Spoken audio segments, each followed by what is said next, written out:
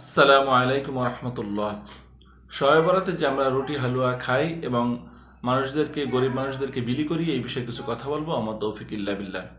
শবে বরাত এটা হাদিসে আসছে লাইলাতুন নিসফে মিন শাবান, মধ্য শাবানের রজনী। এখানে মহান আল্লাহ তাআলা একটি ঘোষণা দিয়েছেন যে পৃথিবীর সকল মানুষদেরকে তিনি ক্ষমা করে দেন, শুধুমাত্র দুই শ্রেণীর ব্যক্তি ব্যতীত।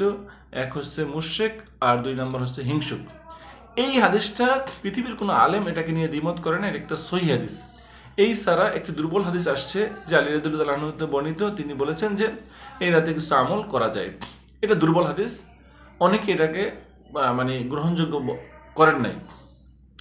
কিন্তু রুটি হালুয়া খাওয়ার ব্যাপারে একটা দুর্বল হাদিসও আসে নাই, জাল হাদিসও আসে নাই। তাহলে আমাদের সমাজে একটা প্রচলিত প্রথা, এই থেকে আমাদের বেরিয়ে আসতে হবে। এই রুটি হালুয়ার ব্যাপারে ইসলাম যেহেতু কিছু বলে নাই, হাদিসে কিছু যেহেতু আসে নাই, কোনো সাহাবীদের যেহেতু আমল পাওয়া যায় না, তাবেঈদের যেহেতু আমল পাওয়া যায় না, অর্থাৎ এই আমলটা আপনি করতে পারবেন না। রুটি হালুয়া কিন্তু একটি বৈধ খাবার, ইসলামে হালাল খাবার, কিন্তু এটা একটা বিশেষ দিনে আপনি খাবেন, বিশেষ দিনে মানুষদেরকে বিলি করবেন, এইটা করা যাবে না। কারণ আপনি সওয়াব লাভের আশায় যখন করতে নতুন কিছু সৃষ্টি করবেন, সেটা হলো বেদাত, সম্পূর্ণরূপে একটি বেদাত কাজ। যে শবে বরাত দিনে রুটি হালুয়া খাওয়া এবং অন্যদেরকে বিলি করা।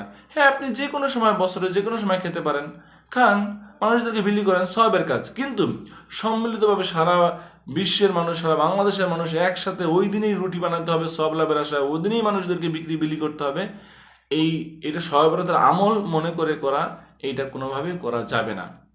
এই থেকে আমাদের বেরিয়ে আসতে হবে। মহান আল্লাহ তাআলা আমাদের সকলকে সঠিক বুঝ দান করুন। আমিন। আসসালামু আলাইকুম ওয়া রাহমাতুল্লাহ।